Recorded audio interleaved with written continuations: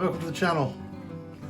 I'm going to make a candle holder, a tea light candle holder that is going to utilise some of my scrap bits of hardwood that I've got lying about. So why don't you join me for that and we'll see how we do.